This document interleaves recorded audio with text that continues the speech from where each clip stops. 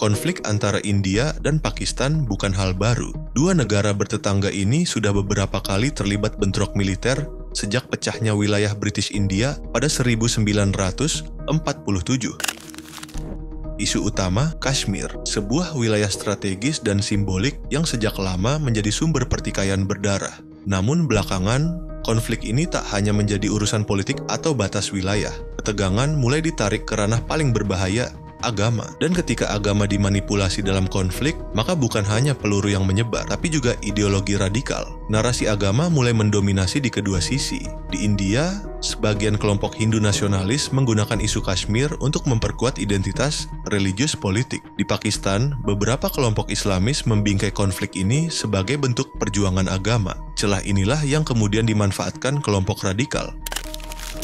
Mereka mulai menyebarkan propaganda, ini bukan lagi konflik politik, ini adalah perang suci, waktunya jihad. Narasi yang dipoles sedemikian rupa untuk menggugah emosi, mengabaikan nalar, dan membuka jalan kekerasan. Saat ini, kita melihat peningkatan jumlah akun media sosial yang menyerukan jihad ke Pakistan. Mereka menggunakan potongan-potongan video kekerasan, ayat-ayat agama yang dipotong konteksnya, serta cerita-cerita penderitaan umat Islam untuk membakar semangat pengikutnya. Target mereka, anak muda, mereka yang sedang mencari identitas, keadilan, atau hanya ingin merasa menjadi bagian dari perjuangan besar.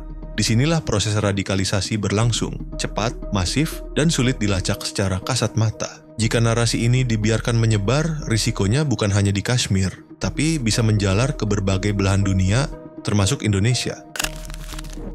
Kita pernah merasakannya, dari pengeboman, aksi lone wolf, hingga jaringan-jaringan simpatisan yang bergerak senyap namun mematikan. Dan yang paling mengkhawatirkan, mereka menyusup lewat hal-hal kecil, lewat grup WhatsApp, video dakwah yang menyesatkan, atau ajakan yang terbungkus dalil dan empati. Semua dibungkus dengan satu kata sakral, jihad.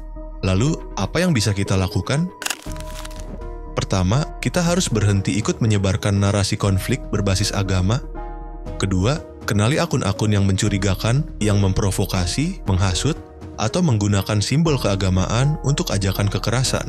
Ketiga, edukasi literasi digital harus diperkuat, bukan hanya di kota, tapi hingga ke desa, sekolah, pesantren, dan komunitas-komunitas akar rumput. Pemerintah juga harus bergerak cepat, jangan tunggu sampai ada korban.